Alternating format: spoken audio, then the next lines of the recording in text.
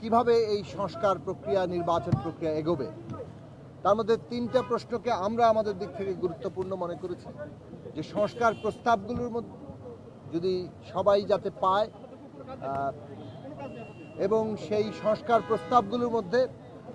ন্যূনতম জাতীয় ঐক্যমত্য অর্থাৎ সকলের সাথে আলোচনা করে যে বিষয়গুলোতে সকলেই ঐক্যমত্য পোষণ করবে সেই জাতীয় ঐক্যমত্য তৈরি করা দরকার এবং সেই ঐক্যমত্যটাই অর্থাৎ ওই যে সমস্ত প্রশ্নে সকলে ঐক্যমত পোষণ করবেন সেটাই জাতীয় সনদ আকারে ন্যাশনাল চার্টার আকারে সেটা আমাদের সামনে আসতে হবে। দ্বিতীয়ত হচ্ছে এই বিষয়ে একটা কি পদ্ধতিতে এগুলো বাস্তবায়ন হবে। আমরা আমাদের দিক থেকে বলেছি যে সংবিধান সংস্কার সভার নির্বাচনের মধ্য দিয়ে একটা টেকসই ব্যবস্থা হিসেবে যাতে এটা প্রতিষ্ঠা লাভ করে এই সংস্কার সেই দিকে সরকার এবং সমস্ত পক্ষগুলো যাতে বিবেচনায় নেয় সেই আহ্বান আমরা জানিয়েছি।